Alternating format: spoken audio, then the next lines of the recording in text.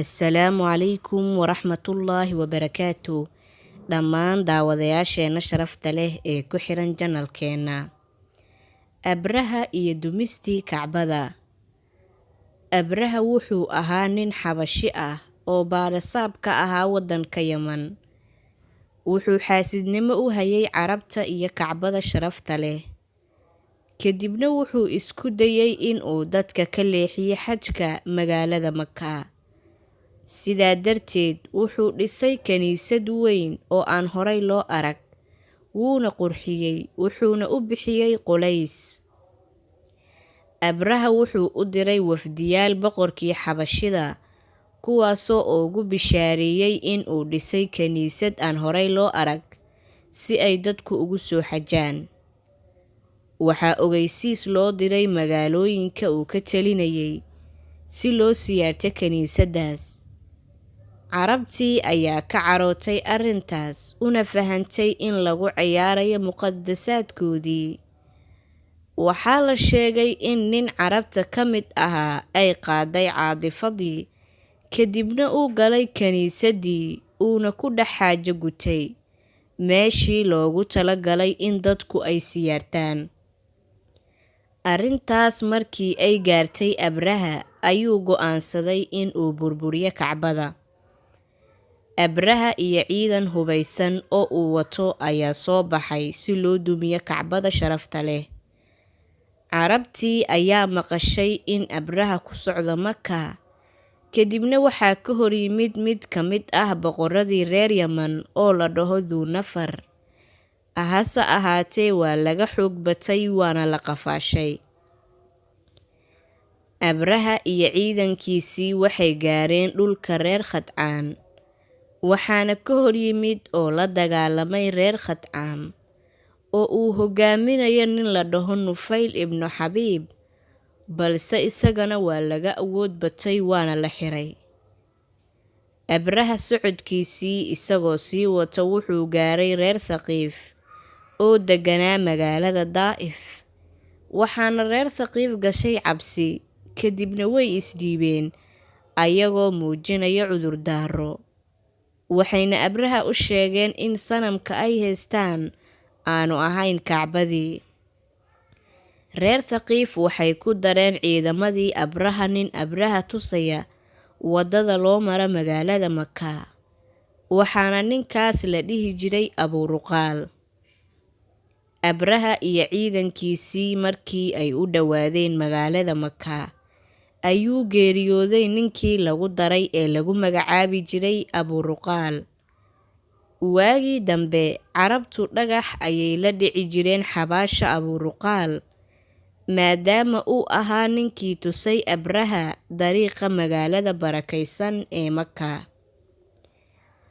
Ciidankii waxay degeen meel la dhaho Maqmas. Abrahana wuxuu magaalada Maka u diray nin la dhaho Al-Aswad si loo soo sahmiyo magaalada.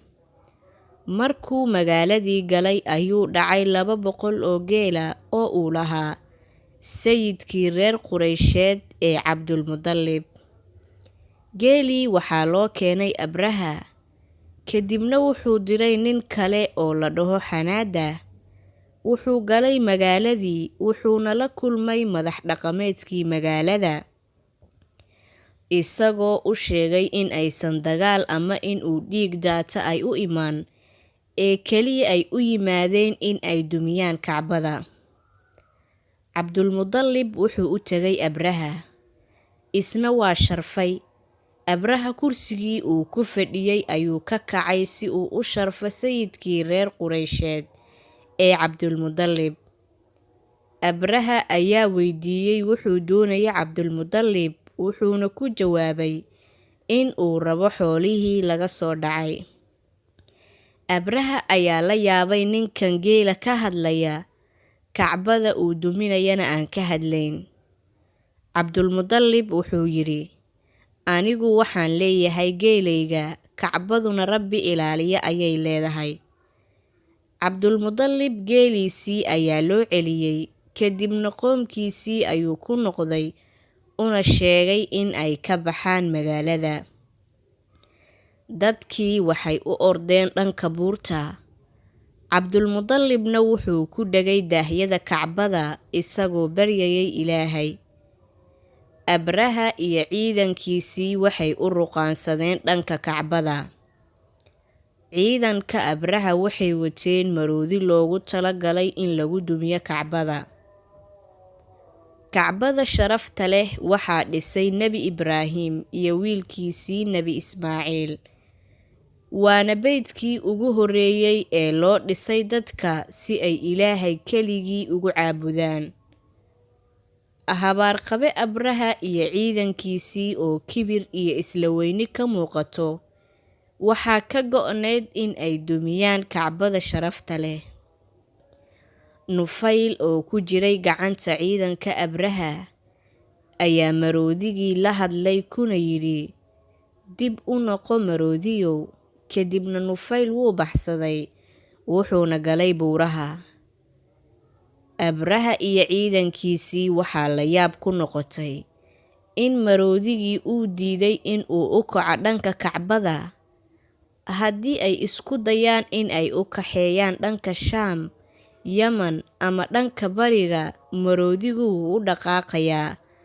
Hase ahaatee dhanka Kacbada waa uu diiday. Muddo kadib ayaa cirkii mugdi isku beddelay, mise waa kooxo shimbiro ah oo afka ku sita dhagaxyo dabaysan kuna tuuraya ciidankii Abraha korkooda. Ciidankii waxay noqdeen wax halaagsamay oo shimbirihii dhagaxaanta watay ay haleeleen iyo kuwa naflacaaridii la firdhaday.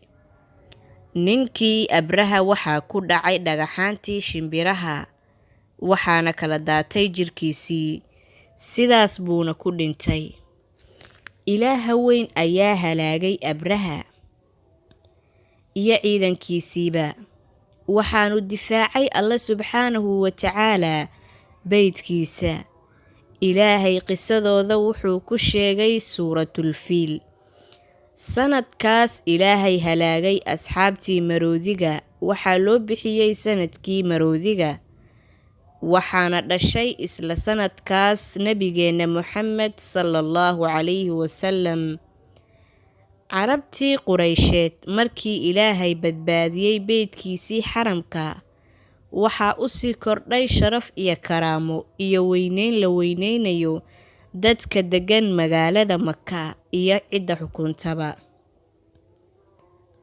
Waan filayaa walaalaha qaaliga ah in aad ka faa'iidaysateen qisadeena maanta. Fadlan ha ka iloobin fiidiyowga in aad like saarto una sheergarayso asxaabtaada kale si ay uga faa'iidaystaan. Haddii aad nagu cusub tahayna fadlan ku soo biir channelka oo subscribe saaro, gambaleelkana furo si ay kuu soo gaaraan muuqaaladeena xiga. Wassalaamu calaykum.